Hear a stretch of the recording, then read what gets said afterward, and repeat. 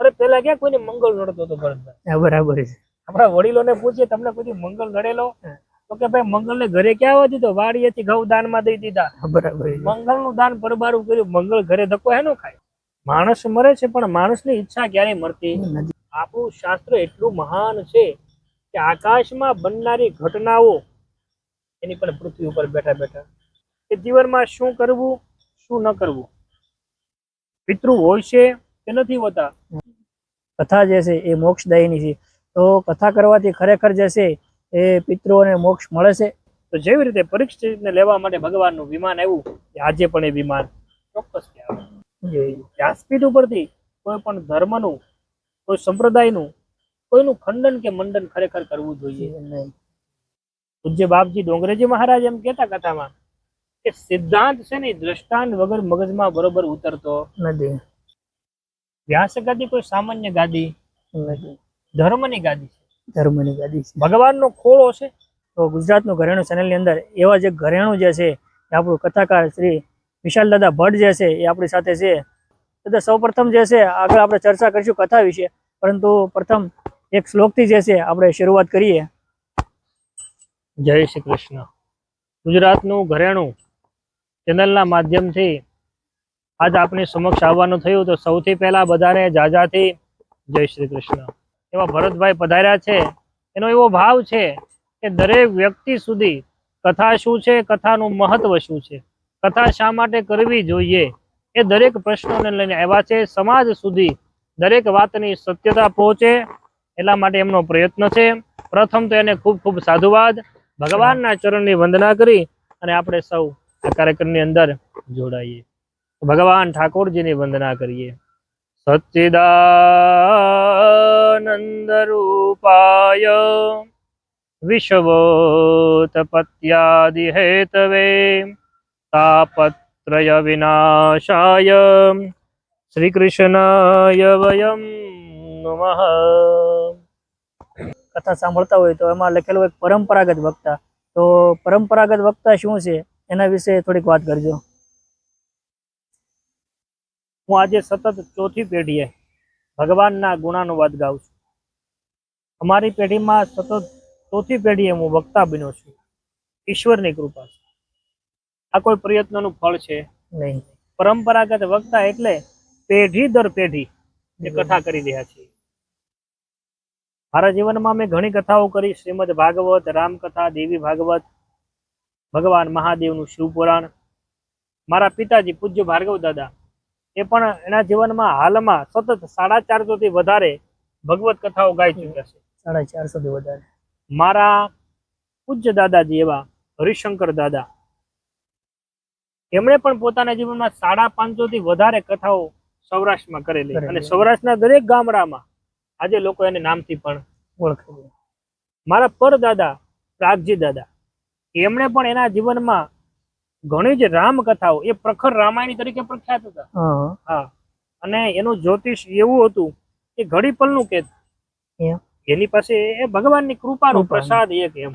આ પ્રયત્ન, આ હંમેશા કથા કેવી, કથા સાંભળવી, ભગવાનના ગુણાનુવાદ ગાવા, સતત ચોથી પેઢીએ વક્તા જ જન્મે, આ બધું ભગવાનની કૃપા. એટલે ચોથી પેઢીએ સતત હું કથા કરું છું. એટલા માટે અમારા ગામના લોકો, સ્નેહી મિત્રો બધા ગૌરવ લે છે કે નહીં, આના પરિવારમાં એવી રીતે કઈક કૃપા છે. દર પેઢી આજે ચોથી પેઢીએ સતત વક્તા તરીકે. અને પરંપરાગત વક્તા એટલે ભરતભાઈ એવું કે દર પેઢી કથા કહેનારા, અને ઈશ્વરની કૃપાથી આ બધું જળવાય. ખૂબ સુંદર વાત કરી કે આપના કુળની અંદર જે છે 4 પેઢીથી જે છે એ કથાનું રસપાન જે છે એ કરાવતા આવો છો. દાદા ટૂંકમાં આપનો પરિચય આપજો અને આપણે કઈ કઈ કથાઓ જે છે કરો છો એના વિશે દર્શક મિત્રોને થોડીક માહિતી આપજો. મારું મૂળ ગામ ભોરીંગડા અને હાલ રહેવાનું સુરતના કામરેજ ક્ષેત્રમાં. શ્રીમદ ભાગવત, રામકથા, દેવી ભાગવતની કથા, મહાદેવનું શિવપુરાણ અને ગૌ માતાના અર્થે ગૌ કથા, આ કથાઓ અને અન્ય પુરાણોની કથા પણ કહેતા રહીએ છીએ. અને ભગવત ભાવ જેટલા ભગવાન ગુણ ગૌરાવે એટલા ગુણગાન ગાવાનો અમે પ્રયાસ કરીએ છીએ. ખૂબ સુંદર આપનો પરિચય આપ્યો દાદા, કે આપણે પરંપરાગત વક્તા તરીકે ખૂબ સુંદર સેવા જે છે એ બજાવી રહ્યા છો. દાદા આપણે જે છે ને લોકો ઘણા કહેતા હોય છે કે કથાની અંદર એટલો ખર્ચો થાય છે, આ ન કરવી જોઈએ, આની જગ્યાએ જે છે લોકોને જે છે એ સેવામાં ક્યાંક પૈસા વાપરવા જોઈએ, આમ છે તેમ છે, કથાથી લોકોને શું ફાયદો, તો ખરેખર કથાથી જે છે એ સમાજને શું ફાયદો થાય છે એના પર થોડીક વાત કરજો. કથા છે ને એ સમાજ ઘડતરનું કામ કરે છે ભરતભાઈ. માણસને સેવા કરવાની પ્રેરણા ક્યાંથી મળે છે? કથામાં. કથામાં. કથા સાંભળે તો માણસનું અંતઃકરણ શુદ્ધ થાય અને એવી સમજ આવે કે ભાઈ નહીં, કથા માંથી મને આ વાત બાપુએ કે કથા કરી છે તો મારે હવે મારા જીવનમાં બીજા ખર્ચાઓ ન કરતા વ્યસનો ત્યાગી અને મારે કોઈનું ભલું કરવું જોઈએ. વાત રહી ખર્ચાની, તો કથા પાછળ જે ખર્ચો થાય છે એ ખર્ચો થવાની સાથે સમાજનું ઘડતર પણ થાય છે. એવા ઘણા પ્રોગ્રામો થાય છે સમાજમાં જેના નામ હું ન લઈ શકું, બરાબર. પણ એમાં પણ બધો ખર્ચો ઘણો થાય છે. બરાબર છે. એમાંથી કોઈનું જીવન સુધરતું નથી. બરાબર. કોઈના ભાઈ ભાઈનો ઝઘડા મળતા નથી. એવી અનેક કથાઓ થઈ છે કે જે કથા સાંભળ્યા પછી પરિવારમાં એકતા વધી છે. અરે હમણાંની જ વાત કરો, રાજકોટમાં પૂજ્ય બાપુની કથા હતી, તો એમાંથી પ્રેરણા લઈ અને 3 વિદ્યાર્થીઓએ પોતાના જીવનમાં એવો સંકલ્પ કર્યો કે ભાઈ અમારે જે કાંઈ પણ પૈસા અમારી પાસે ધન સંપત્તિ કે જે કાંઈ પણ બેલેન્સ છે એમાંથી અમારે 3 પરિવારની જવાબદારી ઉપાડવી છે અને દત્તક લેવા છે. એટલે સમાજ ઘડતરનું કામ ચોક્કસ પ્રકારે કથા કરે છે અને કથા થવાથી માણસના જીવનમાં શાંતિનો અનુભવ થાય છે, પરિવારમાં એકતા વધે છે અને જે દૂષણો સમાજના જેને કહી શકાય એ દૂષણો ધીમે ધીમે ધીમે ઓછા થાય છે અને માણસ સમાજને અનુરૂપ થઈને જીવતો. કથા ચોક્કસ થવી જોઈએ અને કથાનો વિશેષ પ્રભાવ છે. તો ખરેખર કથા જે છે સાંભળનારને એનાથી શું ફાયદો, એનું શું મહત્વ છે કથા સાંભળવાનું, એના પર થોડીક વાત કરજો. આ પ્રશ્નને લગતો છે ભરતભાઈ, કથાને લગતો. સાંભળવાથી શું ફાયદો થાય તો મારો એક અનુભવ કહું. એક ગામમાં મેં કથા કરવા ગયેલા, ત્યાં 2 ભાઈઓ વર્ષોથી બોલતા. એક સામાન્ય વાતને લઈને થોડુંક બની ગયેલું, પણ બને છે ક્યારે ખબર? ત્રીજો વ્યક્તિ ભળે ત્યારે. બરાબર. ખરેખર ભાઈ ભાઈનો વિરોધી હોતો નથી. એટલે પરિણામે એ 2 ભાઈઓ વચ્ચે થોડોક વાતચીત કરવાથી ને બધો અણબનાવ બની ગયેલો. કથા જયારે સાંભળી, ભગવાન રામની કથા હતી કે આદર્શ ભાઈ કેવો હોય, ભાઈ ભાઈ માટે શું કરે એમ એ કથાઓ સાંભળી.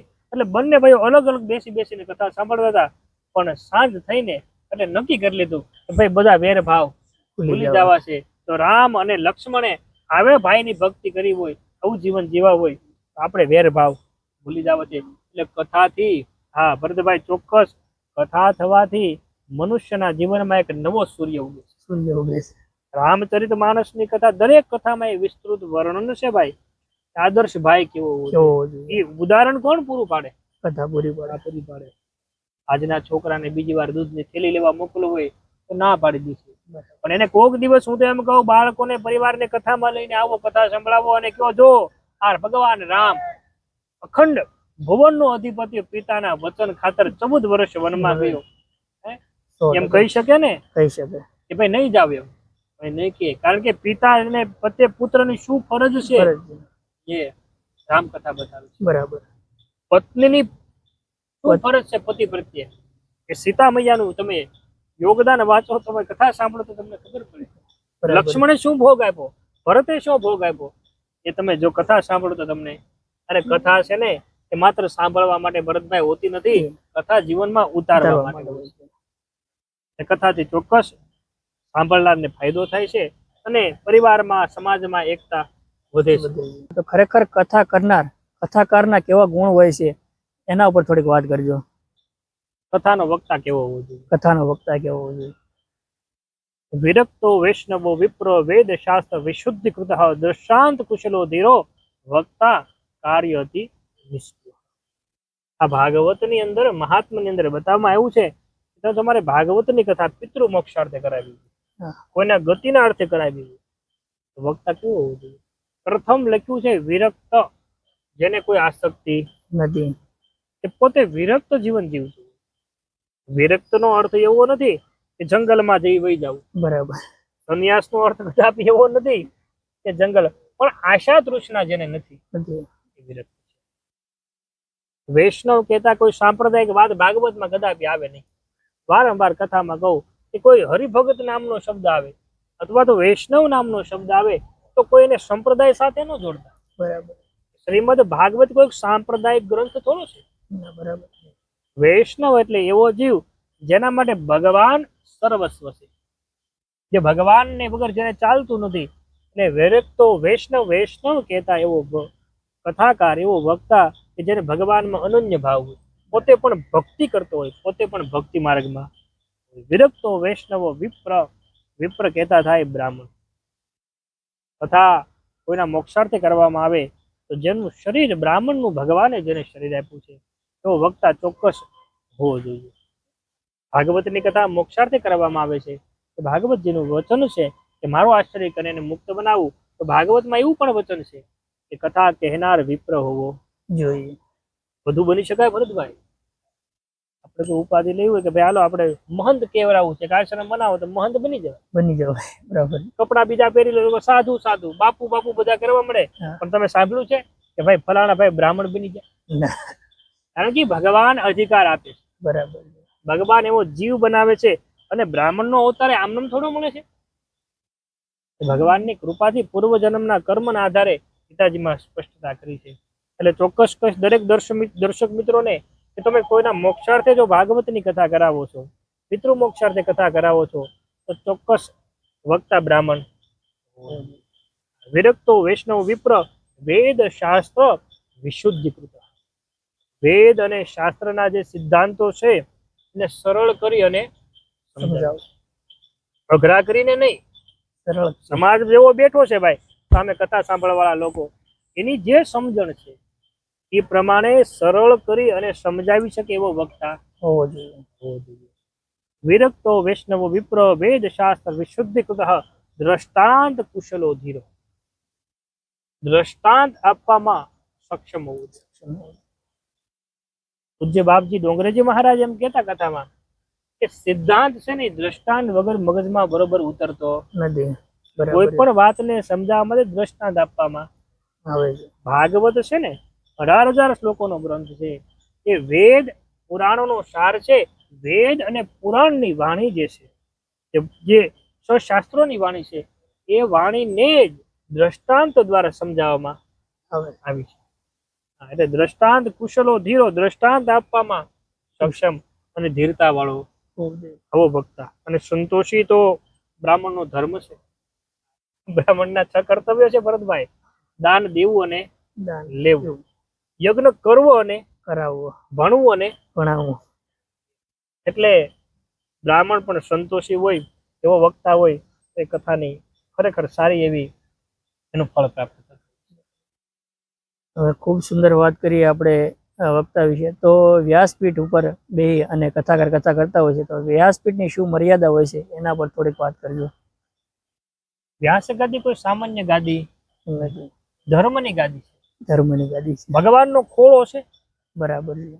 અને હું તો એમ કહું વ્યાસ ગાદી ઉપર બેસા પછી વક્તા જો પરેજીમાં રહે, નિયમમાં રહે તો વક્તાને કઈ બોલવાનું રહેતું નથી. વ્યાસપીઠ બોલે છે. વ્યાસપીઠ બોલે છે. હા, એવું મેં અનુભવ્યું છે એટલે મારા અનુભવના આધારે આ વાત કરું. વ્યાસપીઠની ઘણી જ મર્યાદાઓ છે ભરતભાઈ. કારણ કે આપણા વડીલ આપણી સામે બેઠા હોય સામાન્ય, હા, તો આપણે કેવું વર્તન કરવું જોઈએ ખબર છે કે ભાઈ ગેરવર્તન ન થાય, બોલવામાં કોઈ ભૂલ ન થાય. હા, કે સામાન્ય રીતે કોઈ વસ્તુ ખાઈ પીને આમાં ન બેસીએ. બરાબર છે. એમ વ્યાસપીઠની પણ એવી મર્યાદા છે કે ભગવાનનો ખોળો છે. 18,000 શ્લોકોનું મુખ્ય ભાગવત, જેને ભગવાનનું વાંગમય સ્વરૂપ કહેવું છે, એ સમક્ષ હોય તો જ્યારે ભાગવતની કથા સાંભળવા માટે કોઈ વ્યક્તિ બેસે તો પણ શાંત ચિત્ત રાખી અને બેસે, અને વક્તા કથા કરવા માટે બેસે તો વ્યાસપીઠની સંપૂર્ણ મર્યાદા. હું ભગવાનના ખોળામાં બેઠો છું, હું ભગવાનનો છું, ભગવાન મારી ઉપર હાથ રાખીને બેઠા છે, મારે કેમ રહેવું? સતત એ વસ્તુને ખ્યાલ રાખવો જોઈએ. વ્યાસપીઠ ઉપરથી કોઈ પણ ધર્મનું, કોઈ સંપ્રદાયનું, કોઈનું ખંડન કે મંડન ખરેખર કરવું જોઈએ નહીં. પોતપોતાની શ્રદ્ધા અનુસાર, પોતપોતાની અંતઃકરણની શુદ્ધિ પ્રમાણે બધાની શ્રદ્ધા હોય છે. એટલે વ્યાસપીઠની મર્યાદા જળવાઈ એ જરૂરી છે.